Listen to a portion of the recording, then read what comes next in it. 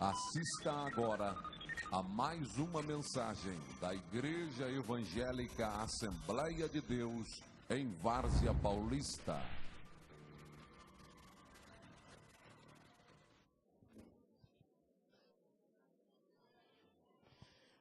Queridos, quero saudar a todos com a paz do Senhor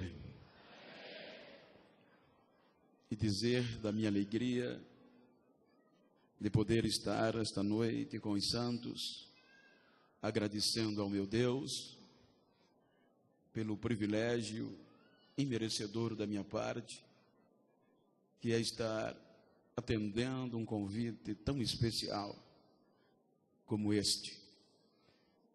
Obviamente estendendo ao pastor Rezende, que eu não teria ousadia, pois é um homem de uma estirpe tão elevada, de um caráter tão elevado, que eu fico sem palavras para retribuir,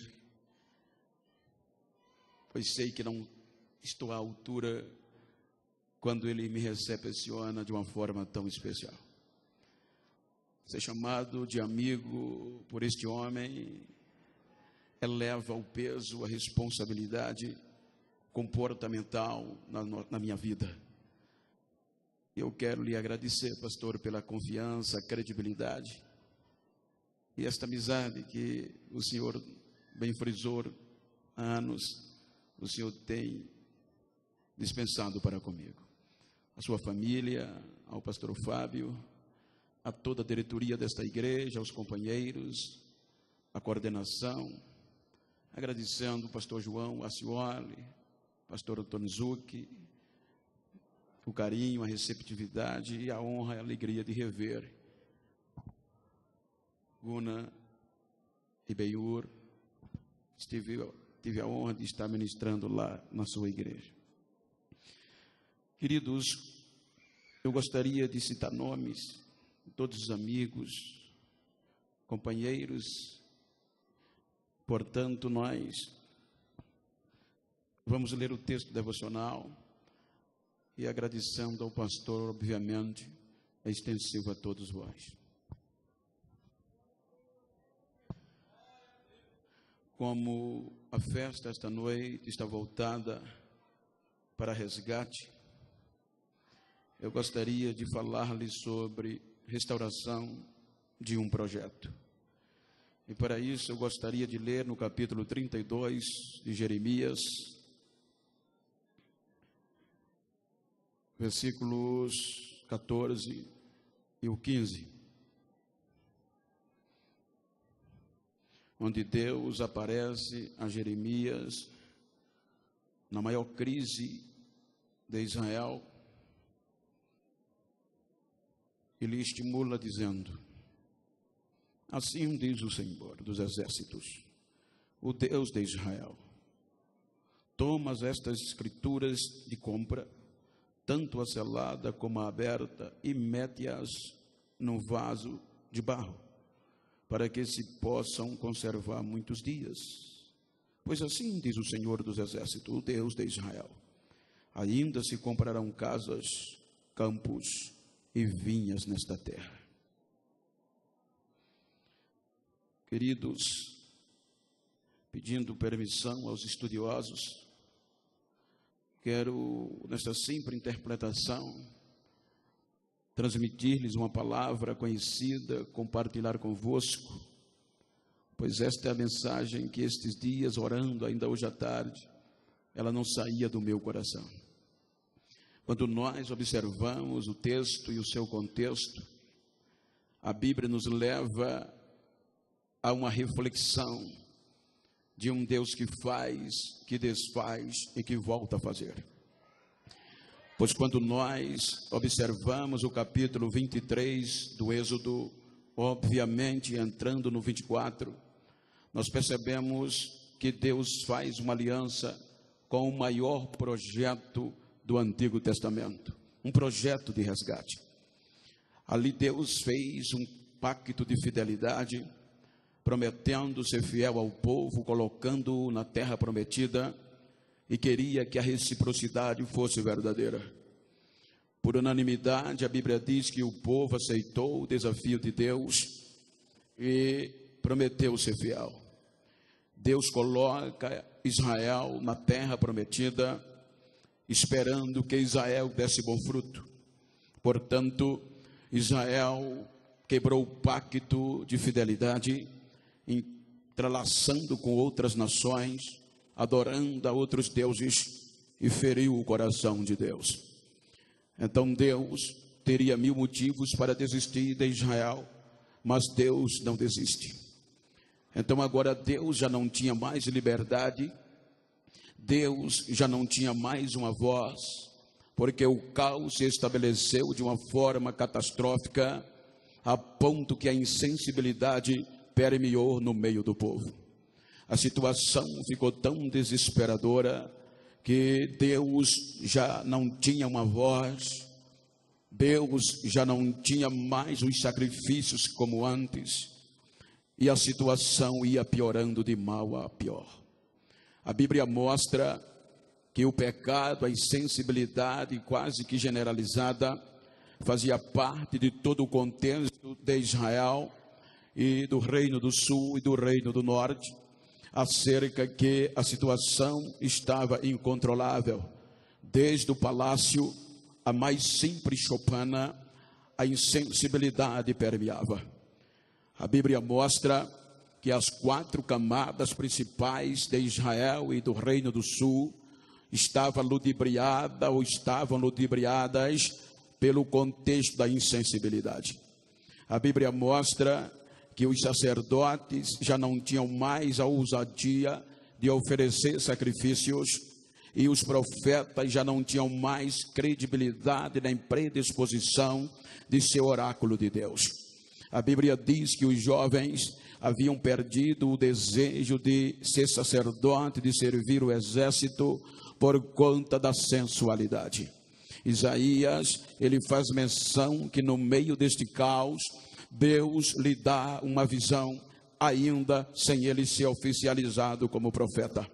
Quando Isaías tem esta visão, a Bíblia mostra que ele mesmo menciona a posteriori que estava habitando no meio de um povo impuro e no meio de um povo de impuros lábios.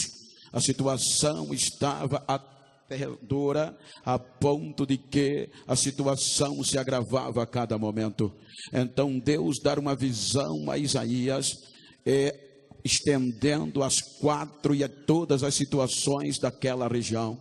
Então Deus mostra a Isaías que Jerusalém, principalmente o Reino do Sul, que ainda estava na sobrevivência, em um contexto que Deus queria evitar o juízo.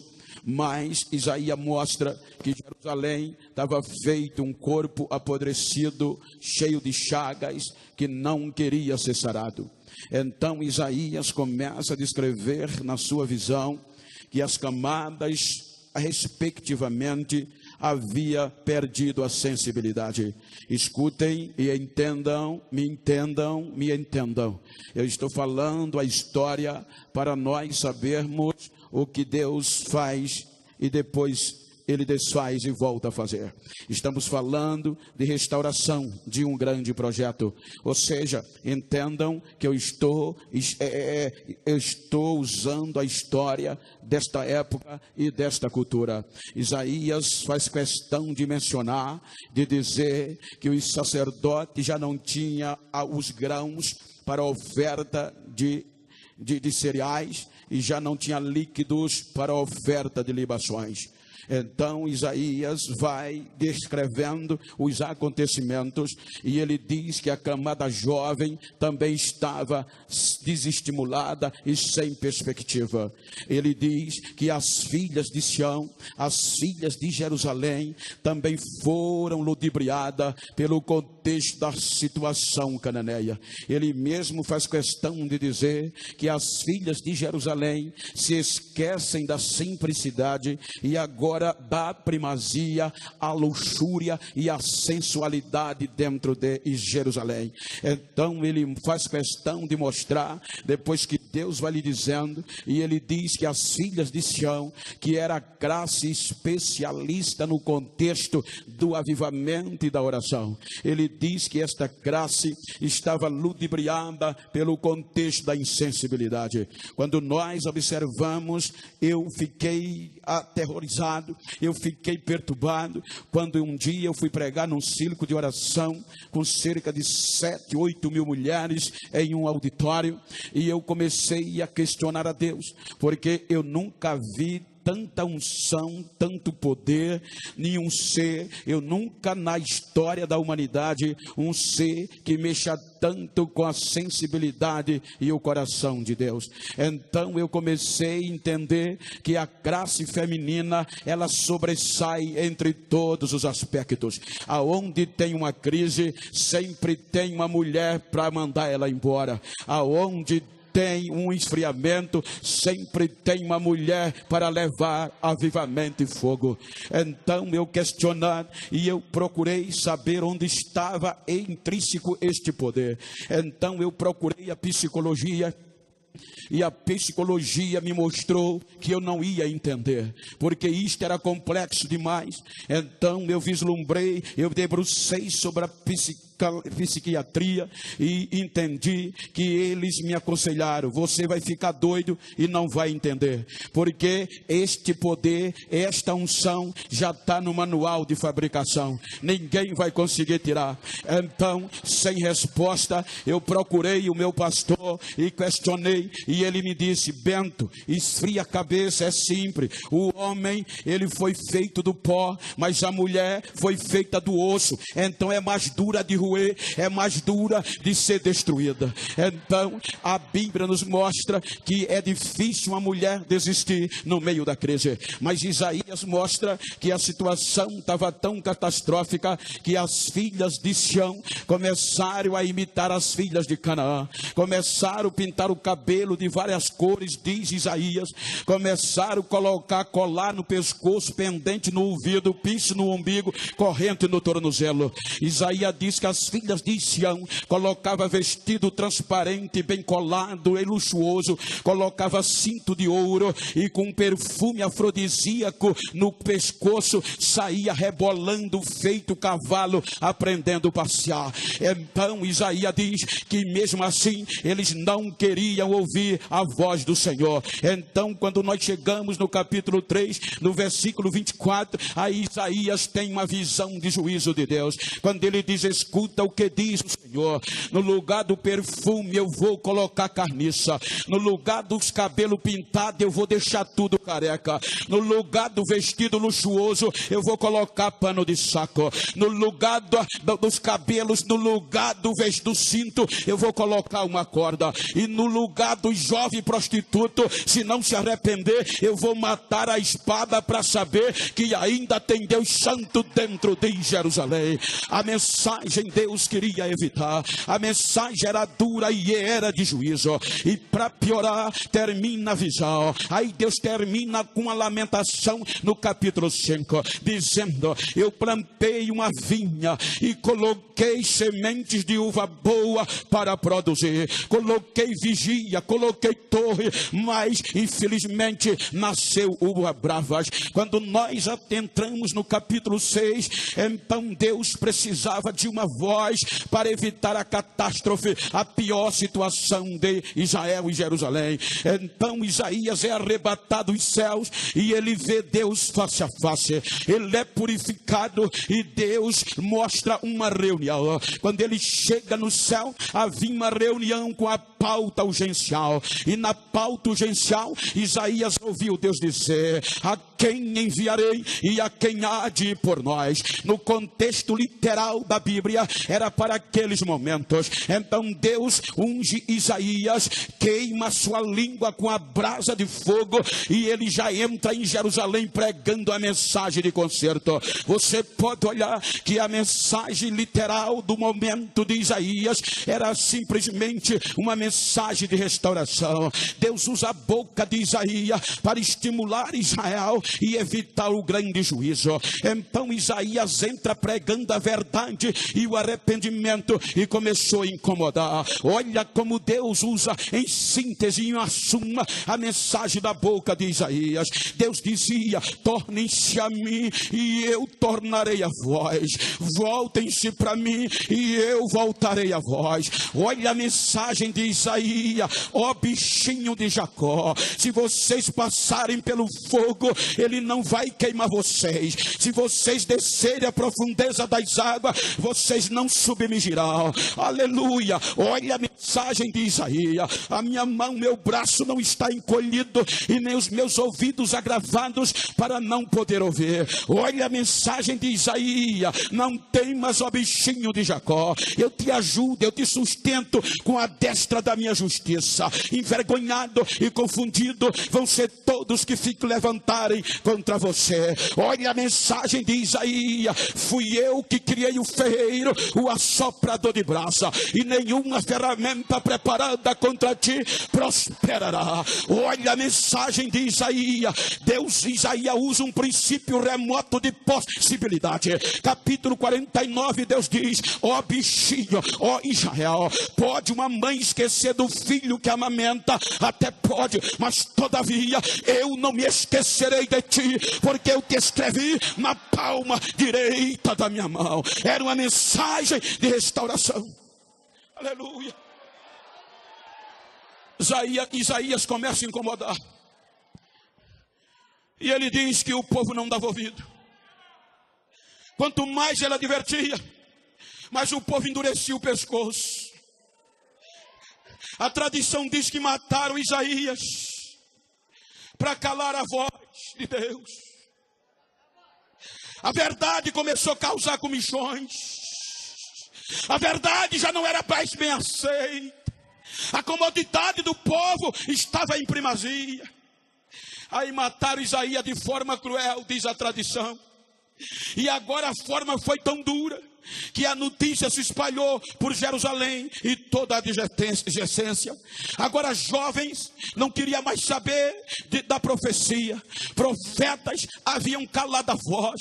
Agora a supremacia era do pecado. Quando todos pensavam que Deus tinha desistido do seu projeto e Deus querendo evitar o juízo, aí Deus vai lá numa cidade no interior de Jerusalém. Deus vai lá numa cidade que era a morada dos sacerdotes, a cidade de Anatote. Quando ele chega em Anatote, a Bíblia diz que ele entra na casa do sacerdote Uquias, que era o pai de Jeremias, um adolescente na época. Então quando ele entra, ele já entra dizendo sem pedir licença: antes que tu te formaste no ventre, eu te escolhi. Antes que saísse da madre, eu te santifiquei e te dei as nações por profeta. Jeremias começa a tremer, pois sabia o peso da responsabilidade e a notícia que estava acabando com tudo. Aí ele diz: não, Senhor, eu não sei falar, eu não passo de uma criança, ou seja, eu não vou ter coragem. Aí Deus diz: não diga que não sabe falar. O que eu colocar na tua boca, você vai falar. Aonde eu mandar você ir, você vai ter que ir. Olha a mensagem de Jeremias.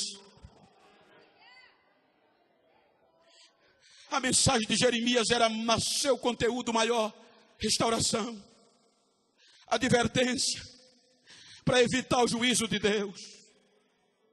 Agora a situação piorava a cada dia. A palavra de Jeremias começou a incomodar. Depois de sucessões de dias profetizando, não é fácil. Jeremias e Deus contra tudo e contra todos. Quanto mais ele profetizava a verdade, era esbofeteado. Cisterna. Falsos profetas esmurrava, calava a boca dele com murro. Não é fácil restaurar projetos.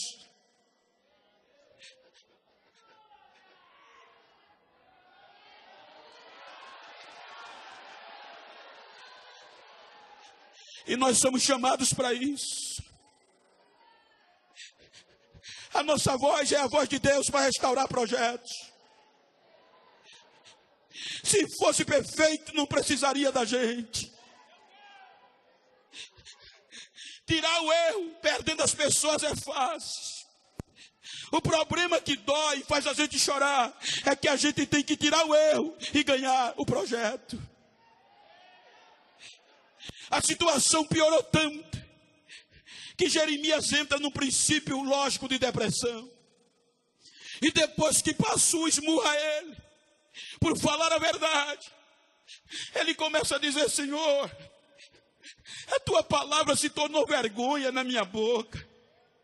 Quanto mais eu falo, mais eles se reprovam. Eu disse ao Senhor que eu não queria, mas o Senhor me iludiu, e eu iludido eu fiquei. O Senhor persuadiu-me, e o Senhor foi mais forte do que eu, e me venceu.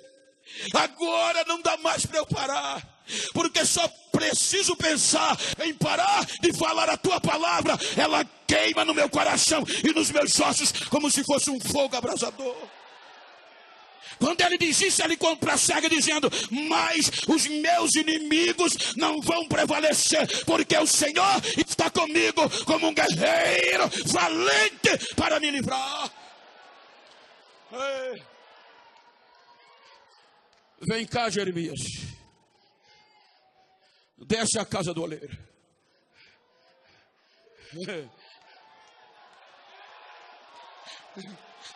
Diga para quem está ao seu lado: não dá para voltar mais não. Dá não.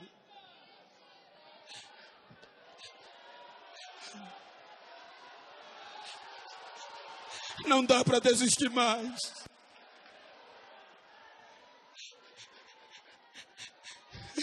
Sejam sinceros, não tem hora que dá vontade de desistir. Eu estou pregando para uma massa, não é perfeita, é passiva de erro, mas não tem hora que dá vontade da gente chutar o pau da barraca e ir embora. Mas só para ele entender, diga: não dá mais para voltar. Diga a ele, seu irmão, diga: não dá mais para voltar. Só precisa você parar e falar, de pregar e de resgatar projetos. Esse fogo vai queimar, vai te incendiar por dentro. Aí Deus mostra um fenômeno a Jeremias, que não era comum na olaria. O vaso quebra em um processo, e o coleiro usa a própria argila quebrada para refazer. Aí Jeremias olha e diz: não dá certo. Assim sois vós nas minhas mãos, ó casa de Israel. Jeremias, como fez esse oleiro, não posso fazer eu vou quebrar, mas eu vou refazer de novo. Porque não misturamos as coisas. A bênção corre atrás do crente, mas o avivamento não. Uma vez perdeu o avivamento e não se arrependeu, Deus não tem jeitinho. Você pode ser bonito, feio, branco, pobre, rico, você pode ser o que for. O que vai trazer o avivamento é o juízo de Deus, é o conserto, é o aperto, é voltar a primeiras obras. Ah, eu sou formado. Se não botar a cara no pó, não tem avivamento.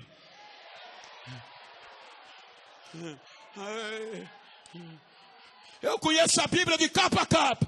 É bom, é bonito, parabéns. Mas se não for quebrantado, não tem jeito. Não demorou muito. Não demorou muito. Jerusalém é cercada pelo pior e mais feroz exército da época. O mais poderoso, belicamente e politicamente falando, cercava Jerusalém. Agora a nação temível, a nação temida, melhor, a nação que tinha os muros honrados, estava cercada pelo pior e mais astuto inimigo da época.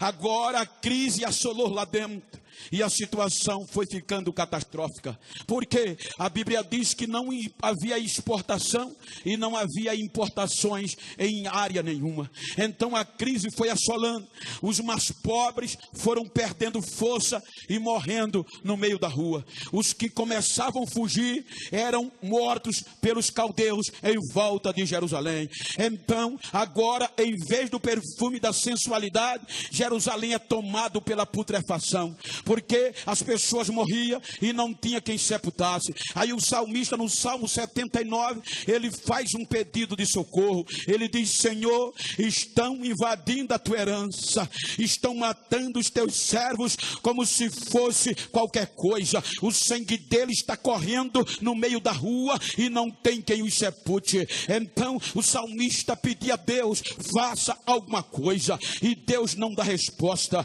Então os caldeus vão avançando, e agora a nação mais limpa da época era tão limpa que um dejeto do corpo tornava o outro imundo, agora se torna a mais podre de todas as épocas. Então a putrefação vai penetrando. Aí os caldeus entram dentro de Jerusalém e entra assolando com tudo. A Bíblia diz que eles quebram a casa dos nobres, eles quebram o palácio, eles põem por terra tudo que era privilégio dos judeus. Eles pegam o ouro, a prata, o judicínio e leva para a Babilônia. Agora o cerco estava tomando, e aonde estava Jeremias? No cárcere, na prisão, porque profetizava. O rei Zedequias o ameaçava cada hora. Agora, para piorar, eles destroem, eles jogam por terra o templo do Senhor, o templo que era o orgulho de Israel, o santuário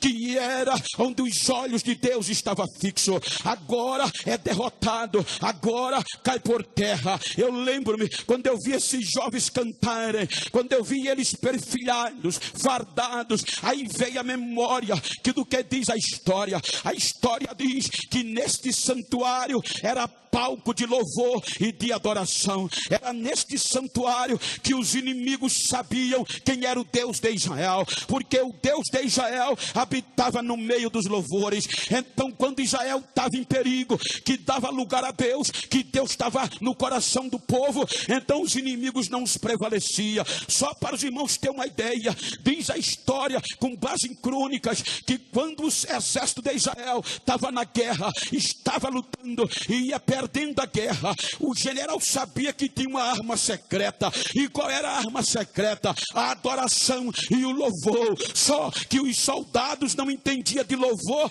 e nem de adoração. Os soldados lutavam com as armas de ataque, espada e lança, e escudo na defesa, mas iam morrendo. O escudo era fraco, a espada era menor, o inimigo 4 vezes maior, então não tinha jeito. Aí o general mandava uma carta para o santuário, aqui ainda de pé, e dizia a carta: sacerdote, nós estamos perdendo a guerra, mande os adoradores para cá, senão nós vamos ser destruídos. Aleluia! Aí os adoradores, fardados, perfilhados como vós, saíam do santuário e saíam desprovidos de arma de aço e de arma de ferro. Eles não levavam a espada, não levavam a lança e nem levavam os escudos, que era que eles levavam hoje: o teclado, o violino, o violão cedo. Então eles saíam para o campo de batalha. Quando ele chegava no campo de guerra, o general se alegrava: vai ter adoração,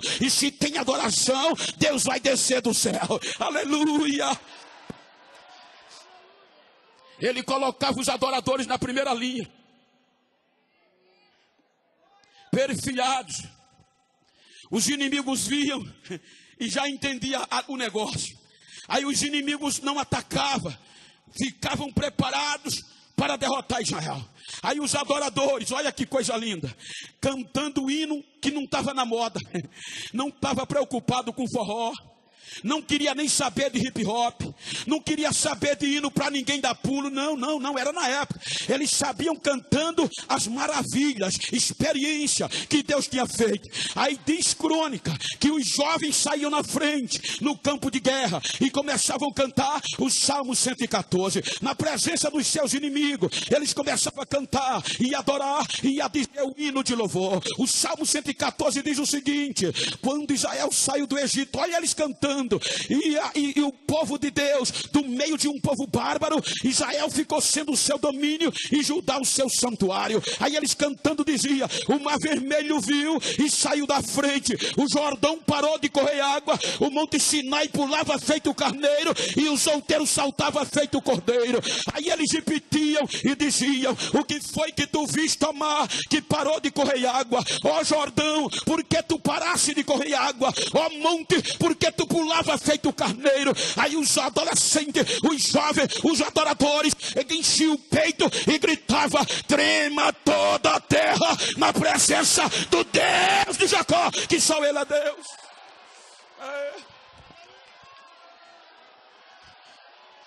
Os inimigos se assustavam. Aí eles saíam cantando, emendava com o Salmo 115. Não a nós, mas só o teu nome seja a glória, Senhor. Porque perguntarão os nossos inimigos: onde está o Deus desses adoradores? Eles cantando diziam: está no céu. Ele faz tudo o que quer, do jeito que quer. Ele usa quem quer e faz tudo o que lhe apraz. Aí os outros diziam: e os deuses das nações? Aí eles confrontavam, irmão, sem arma. Eles diziam: os deuses deles são obra da mão do homem. É pedra, ouro, prata, madeira. Tem olho, mas não vê. Tem boca, mas não fala. Tem nariz, mas não cheira. Tem ouvido, mas não ouve. Tem mão, mas não apalpa. Tem pé, mas não anda. E não sai som da sua garganta. Aí a turma enchia o peito e dizia: e o nosso Deus? Aí todos enchiam o peito e diziam: confia no Senhor, ó Israel. Ele é o nosso escudo. Olha que coisa linda. A Bíblia diz que quando eles adoravam, aí Deus saía do trono e descia na guerra.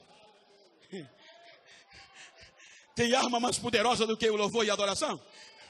Aí quando Deus descia, já descia no meio dos inimigos. E a Bíblia diz que Deus confundia os inimigos. Em vez deles atacar os adoradores, eles começavam matando um ao outro. Aí os adoradores viam eles se matando, olhando de cá, começavam a rir. Olhavam um para o outro e começavam a cantar o hino da guerra. Salmo 46. Rindo, vendo a desgraça feita lá. Aí eles iam Deus quebrando as espadas deles. Eles iam Deus cortando laço, cortando lança. Eles iam Deus pegar os carros de ferro, tocar fogo, jogar para cima, e os carros já caíam sem nada. Aí eles olhavam para o outro e diziam: o Senhor dos exércitos está conosco. O Deus de Jacó é o nosso refúgio, é a nossa fortaleza. Ele é socorro bem presente na angústia, pelo que não deveremos ter medo. Ainda que a terra se mude e os montes se projetem para o meio dos mares. Olha que hino lindo. Ainda que até que o mar se embraveça e os montes se abalem pela sua braveza, ainda há esperança. A crise não vai abalar. Ainda há adoração. Ainda tem o rio cujas correntes alegram a cidade de Deus, o santuário da morada do Altíssimo. E Deus está no meio dela e ela não vai ser abalada. Ele ajudará até o romper da manhã. Aí ele se voltava para o exército e dizia: vinde, vinde, vinde ver o que o nosso Deus está fazendo na terra. Os reinos se embraveceram e a terra se moveu. O nosso Deus levantou a voz e a terra se derreteu. É ele o quê? Ele está quebrando o arco, ele está cortando as lanças, ele está jogando os carros dentro do fogo. Aí o profeta entrava e dizia: aquietai-vos e sabei que eu sou Deus. Eu vou ser exaltado na terra, eu serei exaltado entre as nações. Mas agora estava tudo destruído. O que a insensibilidade não faz? Casa, templos destruídos, o muro arrasado, derrubado e queimado a fogo. Os inimigos de cima da montanha aplaudiam os caldeus e gritavam: arrasa, arrasa com eles. Ei. A crise chegou. Foram levados para a Babilônia o povo do Senhor. Os sacerdotes choravam de aflição. Os mais velhos eram mortos na porta da cidade. Os jovens e adolescentes acorrentados.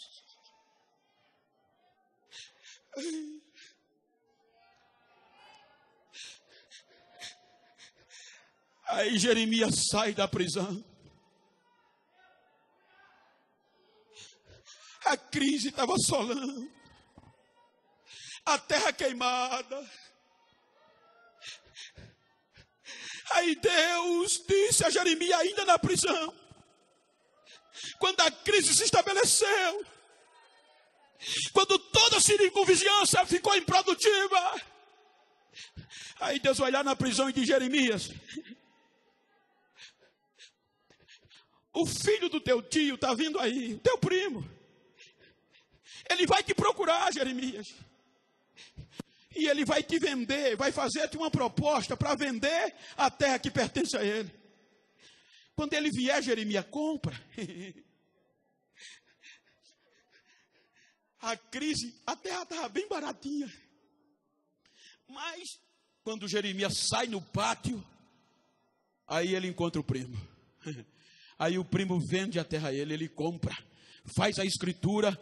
E ele entende que foi Deus. Ele pega a escritura, guarda num vaso de barro para suportar o tempo. Porque Deus disse: ainda, Jeremias.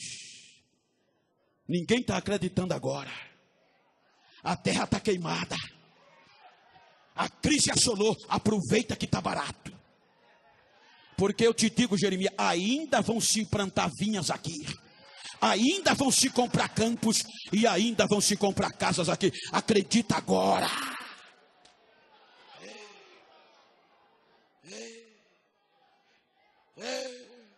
A gente corre com medo da crise e Deus manda a gente entrar.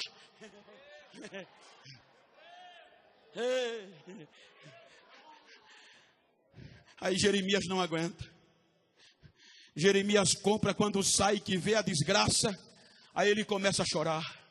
Aí ele escreve lamentações e ele começa a dizer: Senhor, as nossas casas passou a estranho e a nossa terra forasteiros.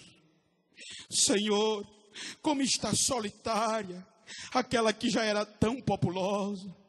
Ela chora dia e noite. Senhor, não há mais adoração.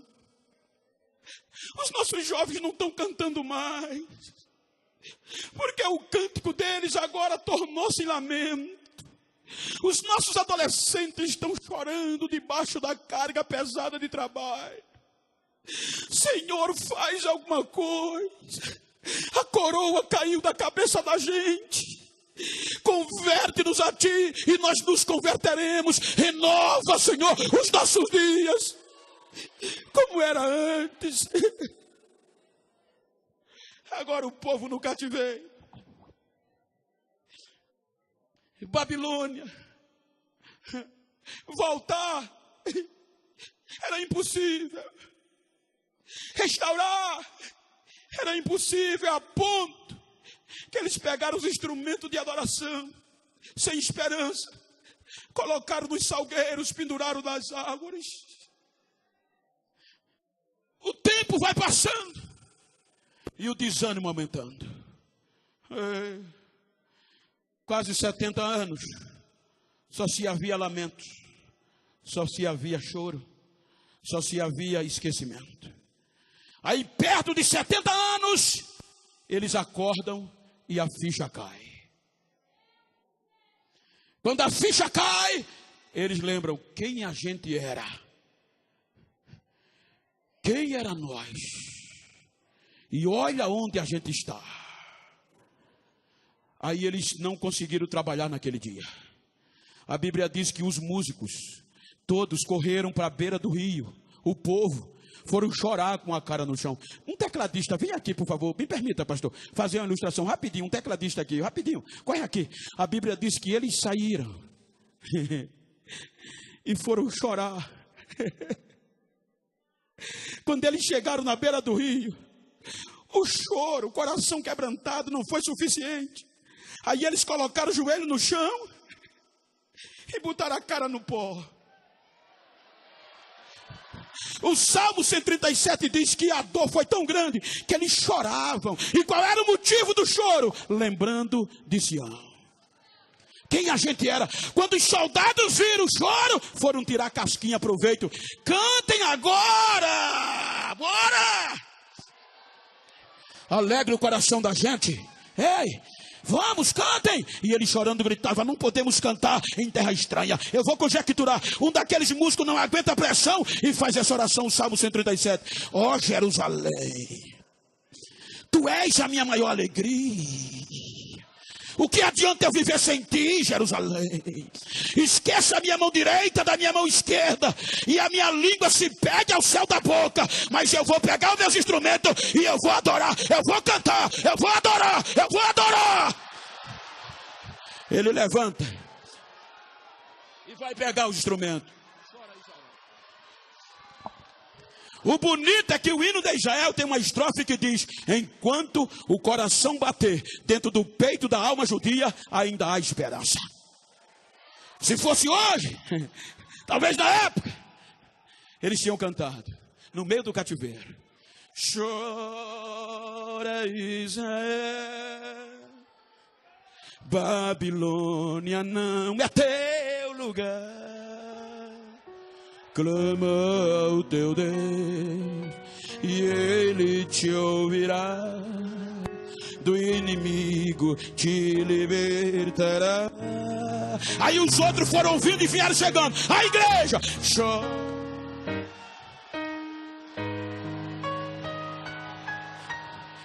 Babilônia não é teu lugar. Clama ao teu Deus e Ele te ouvirá, do inimigo te libertará.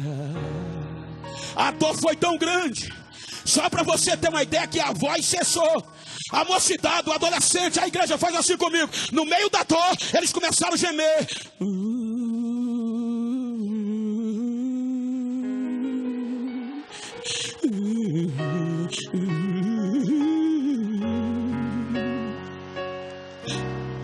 Barabás, Neragaya, Sheba,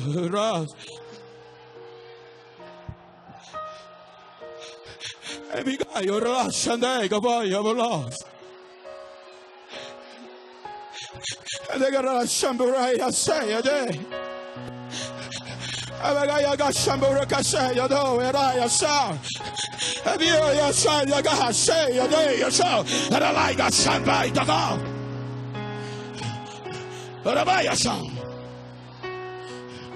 Os meus passos estão no meio de vós.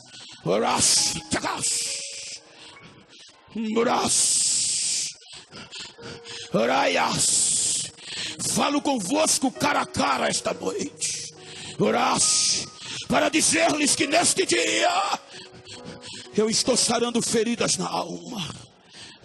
Eu estou derramando um avivamento tal que vai sacudir esta geração, e este avivamento vai transbordar sobre esta região. Eu tenho pressa em fazê-lo. Eu tenho pressa em fazê-lo. Para que vocês saibam que eu tenho pressa. Eu estou no meio de vós. Recebam a minha presença e a minha glória, diz o Senhor desta igreja agora.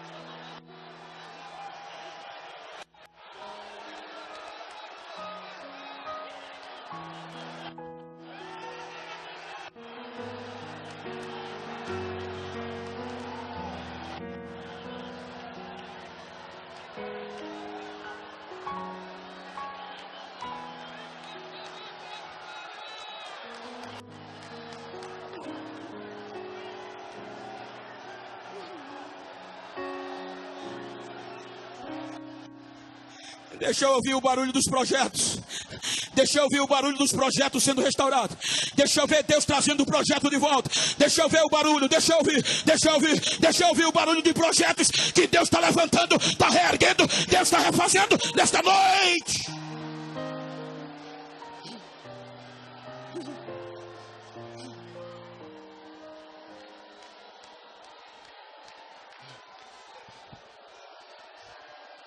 Aí Deus desce. E Deus vai cumprir o que disse ao profeta Isaías no capítulo 45. Eu vou tomar o meu servo Ciro. Na ótica humana isso era impossível. Ciro era persa. Era um reinado contrário. Agora Deus diz que vai usar o ímpio. Eu vou tomar o meu servo Ciro e vou fazer vocês voltar.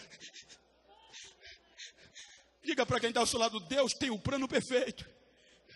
Pode até não parecer, mas vai dar certo. Aí o rei Ciro convoca todos e pergunta: quem quer voltar para Israel, para Jerusalém, para recomeçar? Vou sintetizar: quem quer voltar para recomeçar?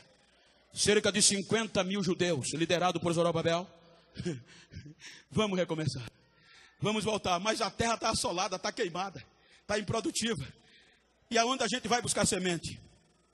Diz a história que o rei Ciro pega as melhores sementes da Babilônia. Para cada família um saco esborrando. Agora com os instrumentos na mão. Os sacos das sementes mais produtivas nas costas. Aí ele vem voltando pelo mesmo caminho que foram, que ninguém acreditava que eles iam voltar. Já vem ele voltando. Aí quando eles iam voltando, deu um hino. Aí eles dizem o Salmo 126: quando o Senhor restaurou a nossa sorte e nos trouxe de volta do cativeiro, a gente ficou como quem estava sonhando. A nossa boca se encheu de riso e a nossa língua apareceu um cântico novo. E todas as nações que viam aquilo tinham que reconhecer e dizer: grandes coisas fez o Senhor a este. Grandes coisas.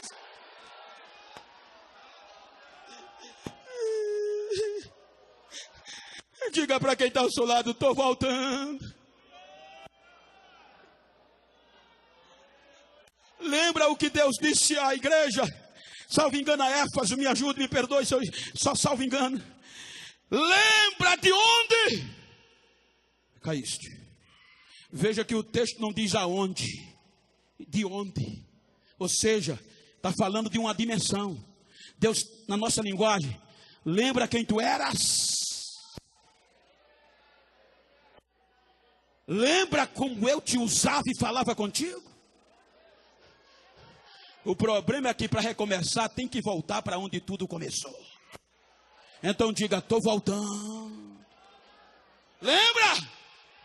Eu não sou saudosista, com todo respeito ético. Estude, estude, estude. Nunca se cansa. Mas lembra que você nunca pode deixar o conhecimento passar a unção? Se você olhar na Vulgata, Septuaginta, qualquer versão, nunca vai dizer que crescei no conhecimento e na graça. A graça está primeiro. Aí eu digo: lembra como eram os nossos cultos? Não tinha popstar.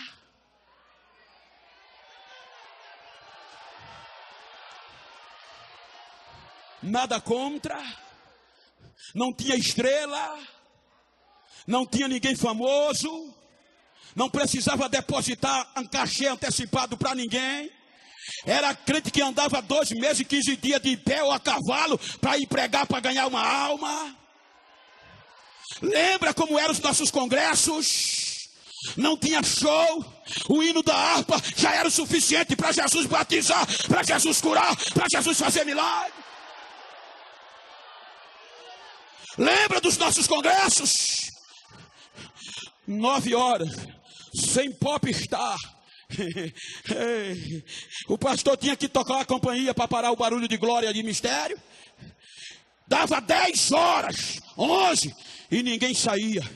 A gente quer que faz. Como é que apaga o fogo? Apaga a luz. Aí era que o fogo pegava. Então o que é que faz? Leva para casa, senão vai ficar feio. Botava nos carros de mão os jovens, os crentes, ia dentro do carro de mão nas costas, era andando falando em língua, e os não crentes correndo atrás. Eu quero isso, eu quero isso, eu quero isso. E a igreja era sacudida pelo poder de Deus. Hoje é feio. Tem um doutor por aí que é feio, te chamando de macumba. Eu terminei o curso de bacharelado em teologia, bacharelado pelo MEC. E o que é que Deus faz, pastor Rezende? Me pegou e me colocou para ser juramentista da turma dos doutores. O neguinho com aquela toga, capacetinho preto, parecia quase que ninguém me via. Decide o juramento. Aí vieram dizer, agora tu é o doutor Genival Bento.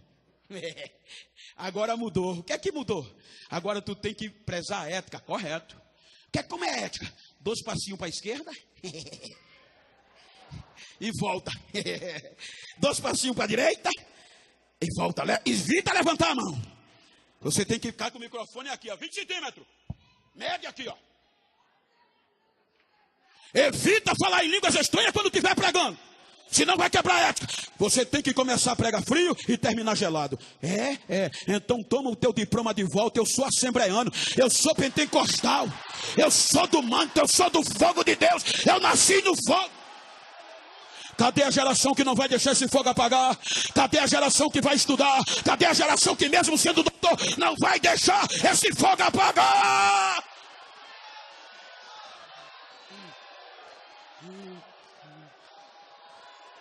Eles voltam. E mesmo com a melhor semente, não conseguiram recomeçar. Eles queriam recomeçar sem tirar o pecado. Eu tenho dom. Eu tenho semente, eu tenho conhecimento. Mas o pecado está lá, não era feita. Aí eles semeavam a semente e Deus não fazia germinar. Aí eles choravam, irmã. Senhor, restaura a nossa sorte. Manda chuva como as torrentes que caem no Negueb. Manda enxurrada. Aí Deus diz, não, Senhor. A terra está seca? Está. Cave mais fundo. Porque é aquele que com lágrimas sai e semeia a boa semente, andando e chorando. Acredite, eles voltarão com os seus molhos cheios de alegria. Diga para quem está ao seu lado, a terra está seca? Cave mais fundo. E espere. Eles não conseguiram, deixa eu concluir. Aí depois de um tempo eles voltam para a terra do cativeiro, uma equipe, uma família, ou famílias. E Neemias encontra com Hanani. Aí Hanani, quando encontra Neemias, aí conta a história. E Deus toca no coração de Neemias para vir, para recomeçar e restaurar o projeto. Quando Neemias chega em Jerusalém, que vai olhar por onde recomeçar. Eu estava chorando até a tarde, lembrando dessa construção. Eu comecei a ver quando estava só no chão. E quando me contaram daquela chuva que derrubou, eu chorei.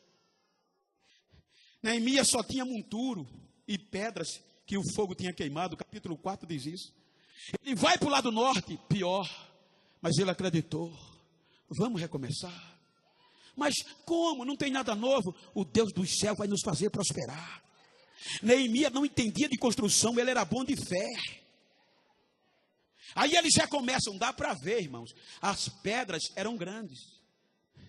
E eles começaram a soprar e tirar a poeira. Aí pegava as pedras, talvez 4 numa leva, e chegava na brecha do muro, colocava, mas as pedras eram queimadas. Eles vão de novo, e o muro vai sendo tapado para expulsar os samaritanos lá de dentro. Quando ele estava numa certa altura, aí Sambalate soube, os judeus estão recomeçando. E se eles conseguirem, ninguém segura mais. Aí Sambalate ficou com raiva, disse, vamos lá. Chamou Tobias, chamou o exército, reuniu a sua tropa, vamos lá. Quando eles chegaram lá, que viram o que eles estavam fazendo, aí eles eram bons de construção civil, geólogos, aí começaram a gargalhar. O que é que estão pensando esses fracos judeus? Eles estão pensando que vai permitir-se isso? Eles estão pensando que vão ressurgir dos montões do pó as pedras que foram queimadas, e ele estava coberto de razão.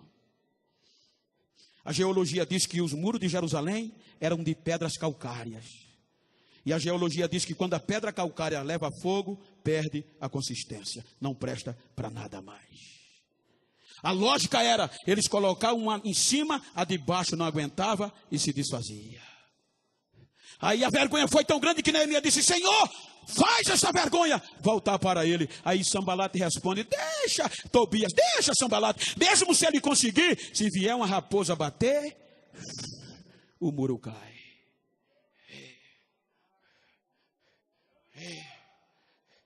Você acredita num Deus que ainda acredita em quem ninguém acredita?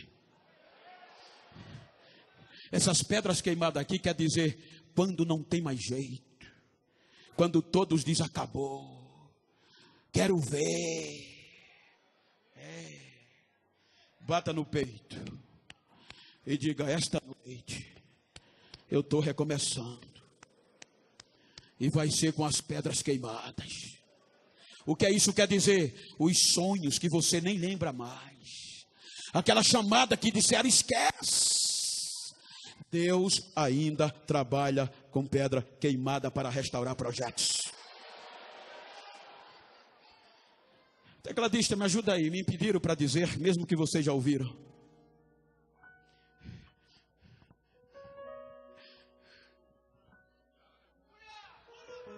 Não precisava nem eu dizer, só eu estar aqui já diz tudo. Eu vim para a igreja porque as pessoas lá fora no mundo diziam que eu não valia o que comia. Esse negro não vale o que come. E eu fui para a igreja pedir ajuda, mas eu não sabia que Jesus gostava de mim, e Ele me aceitou. Com 15 dias de crente Ele me batizou para eu não voltar mais, e com 26 dias eu desci as águas. Com 1 mês de crente eu já pregava na rua. Depois de 1 ano e meio de crente, liderando a juventude, aí chega um pregador lá dentro da cana. O senhor sabe a nossa região, e na igrejinha pequena, 6x8, ele disse: Genival, Deus está me dizendo que tu és um projeto dele. Ele vai te levar por este Brasil afora, e o mundo vai clamar pelo teu nome. Mas como? A igreja olhou. É impossível. Por alguns dias depois, alguns amigos preocupados comigo chegaram e disseram: Bento, a gente quer te aconselhar. O quê? Não acredita naquilo que o profeta falou, não. A gente tem mais tempo de crente que você. A gente já viu muita coisa, mas isso aí é impossível. Você tem 3 grandes defeitos que é impossível. Você é pobre, analfabeto e preto. Vai morrer aqui. Eu entristeci. No outro dia eu fui orar meia hora para nunca mais entrar numa igreja. Fui para 8 horas de lágrimas e gritos. Quando eu saí para não entrar mais, aí vou para casa, aí alguém chega, um adolescente: a tua filha saiu de casa às pressas, foi para o posto de saúde. Eu corri. Quando cheguei lá, o médico, a notícia boa que ele me deu: ela teve uma crise epilética, já morreu. Naquela época não tinha assistência funerária. Muitas vezes a gente enterrava gente até no quintal de casa. Leve ela para casa para enterrar.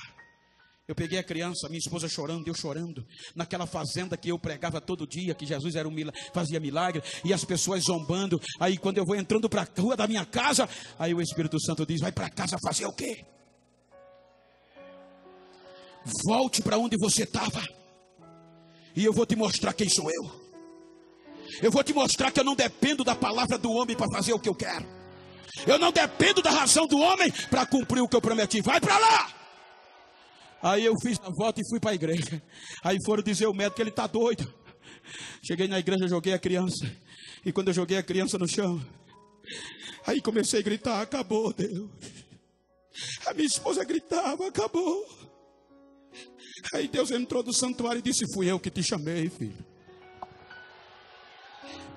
Eu te tirei do monturo e vou fazer você sentar entre os príncipes. A minha proposta está de pé, filho. Fui eu que perdeu teus pecados. Fui eu que acreditei em você, não foi o homem. Então, para você saber, filho, que eu te chamei, olha o que eu vou fazer.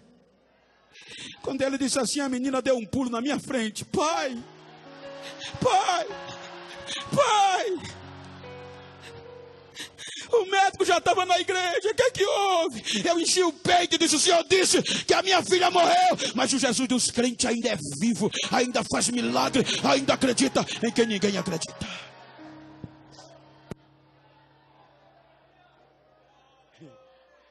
Olha onde eu estou. Agora, como diz, corta para mim.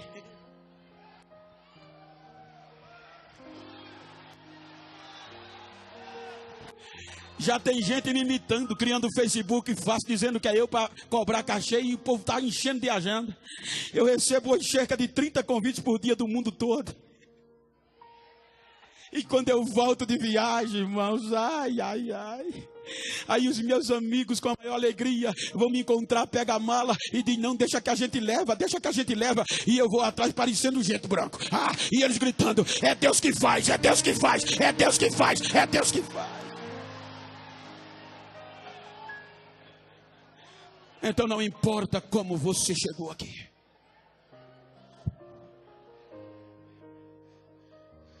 Ainda tem jeito. A maior esperança de Israel. Quando eu terminar eu vou embora, que eu vou voar de 11 horas. Era que eles diziam e acreditavam que a promessa, a palavra, estava na medula óssea. E só quem entrava lá é Deus. A divisão da alma, do espírito, na medula. Então eles acreditavam que nada era impossível. E neste período do cativeiro, eles acreditavam tanto, mesmo sem esperança, que quando morria um dos judeus, eles não enterravam. Eles acreditavam que durante 3 dias a decomposição não afetava a medula óssea. E Deus podia ir lá e trazê-lo de volta, restaurá-lo. Então, no primeiro dia que o defunto morria, eles não levavam, porque a lei não permitia, eles pagavam, e as pessoas pegavam o morto e levavam para um vale, lá o ermo, e jogava lá. Aí o pai reunia a família e dizia: amanhã, 6 horas da manhã, a gente vai. Quando ele chegava no vale com a família, ficava 50 a 100 metros, que era o que era permitido pela lei, e ficava o cadáver lá no vale, sendo queimado pelo sol, apodrecendo, e ele dizendo: Deus vai trazê-lo de volta, Deus vai restaurar. Por volta de 11 horas, o corvo vinha, arrancava os olhos, dilacerava a massa cefálica e ia embora. 6 horas terminava o primeiro dia, e o cadáver sem cérebro, sem olho e podre. E o pai cheio de os ossos inteiros, o pai cheio de esperança, dizia: faltam 2 dias, Deus vai restaurar. No segundo dia ele chegava. É hoje, por volta de 11 horas, a águia rasgava o ventre do cadáver, comia os órgãos internos e as vísceras, e ia embora, só deixava a carcaça. À noite o pai chegava e dizia: ainda tem uma noite e um dia, Deus vai restaurar. Durante a noite, quando eles saíam, a hiena chegava no vale. A hiena lambia tudo que restava de putrefação, só deixava os ossos estavam inteiros. Quando ele chegava no terceiro e último dia, só estava o esqueleto lá. A medula óssea ainda está inteira. É hoje. Aí o quebrantoso descia, quebrava todos os ossos e comia a medula óssea. Quebrava todos os ossos. E a Bíblia diz que com isso o vale ia se enchendo de caco de ossos. Aí o pai desesperava: acabou! Ninguém pode fazer mais nada! Vamos desistir! Aí quando ninguém podia fazer mais nada, aí Deus vai lá no cativeiro. Ele prometeu Jeremias: compra. Aí quando ele chega no cativeiro, ele diz: Ezequiel, filho do homem, vamos ali comigo, embora. Aí Ezequiel diz que na visão Deus pega ele e vai para o vale. Quando ele chega no vale, ele para. E Ezequiel diz que o vale estava cheio de... E como estavam os ossos? Sequíssimos, só caco. A medula óssea tinha ido embora. Esperança acabada. Projetos falidos. Aí Deus olha para Ezequiel e diz: filho do homem, eu posso fazer alguma coisa quando ninguém acredita mais? Eu posso refazer esse projeto? Eu posso restaurar. Irmãos, o vale estava cheio de caco. Aí Deus diz: tu crê que eu posso trazer cada osso para o seu osso? Eu posso colocar tendões, nervo, carne, cobrir de pele e depois encher do meu espírito. Ezequiel diz: Senhor, tu sabes. E segundo alguns estudiosos dizem que na ótica humana era impossível. Por quê? Porque só havia caco. Aí Deus diz a Ezequiel: profetiza, filho do homem, e tu vai ver o que eu vou fazer. Sabe o que é lindo aqui? É que a anatomia do corpo humano diz que o menor osso do corpo humano está no ouvido. É a bigorna, o martelo. É o menor osso do corpo humano, está no ouvido. Agora imagina a cena. Aí Deus diz: profetiza sobre eles. Aí Ezequiel estende as mãos. E o que é que ele diz? Ossos secos, ouvi a voz do Senhor. O bonito é que a medula ouve.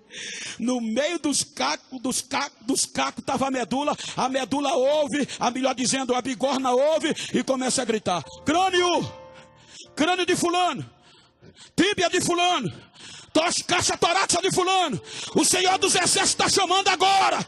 Aí Ezequiel disse que só viu o rebuliço, era osso cruzando osso. Tchá, tchá, tchá, tchá, tchá, tchá. E o projeto foi restaurado. Fique de pé, por favor.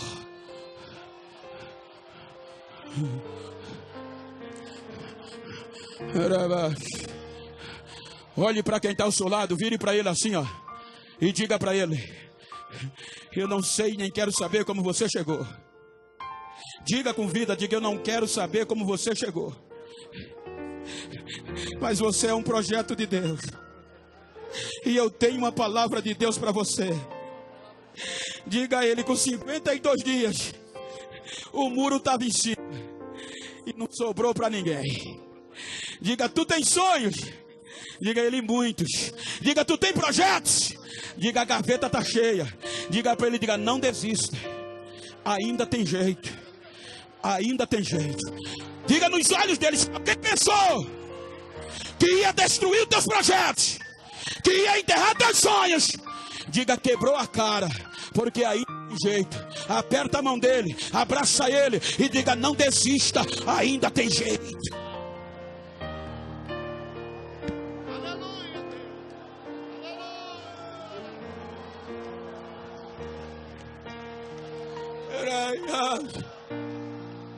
Compra Jeremias.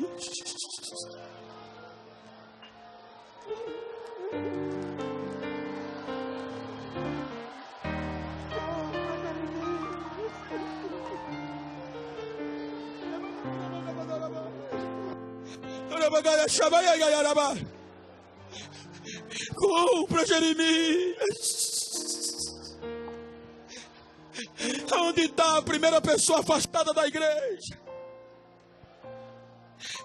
Onde está a primeira pessoa que não é crente? Tem alguém afastado aqui entre nós? Faz assim.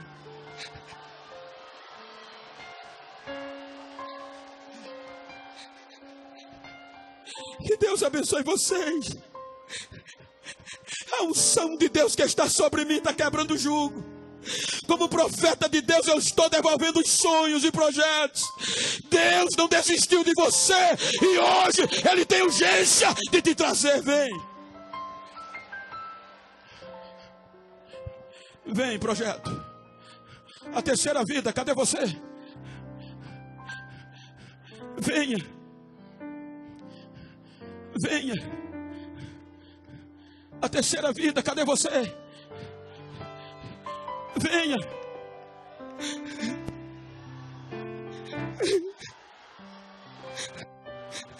Que Deus te abençoe, filha.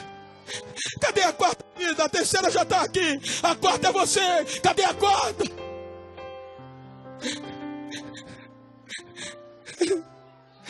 Recebe os teus sonhos de volta. Esta noite Deus está restaurando projetos. Não importa como você chegou, cadê a quarta vida? A quarta está vindo em lágrimas. Venha, filho.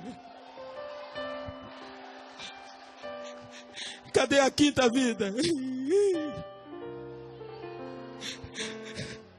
Cadê a quinta? No meu lado direito. Sai do teu lugar. No meu lado direito, no meu lado esquerdo está vindo aqui a quinta. Cadê a sexta vida?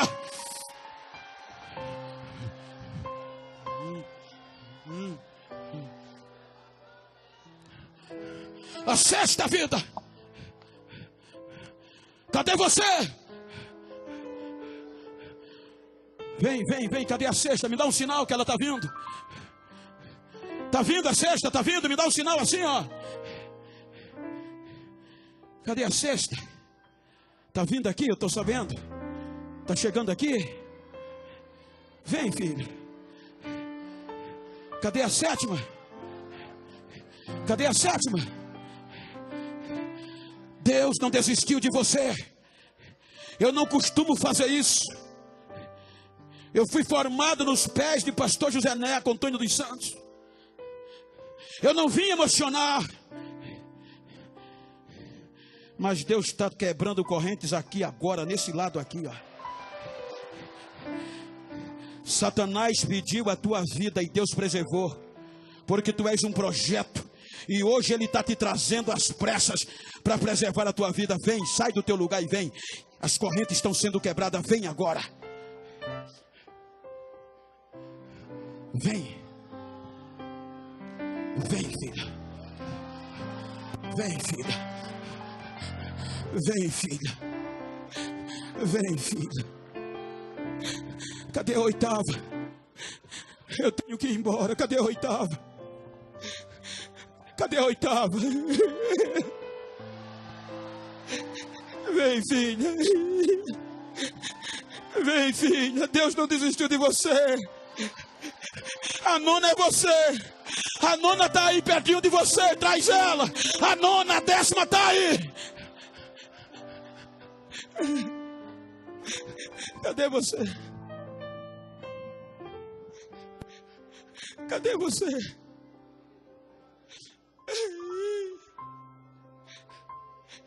Cadê você?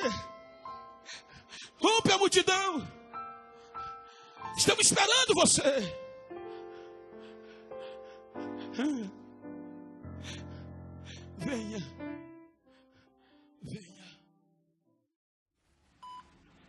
Você acabou de assistir a mais uma mensagem da Igreja Evangélica Assembleia de Deus em Várzea Paulista.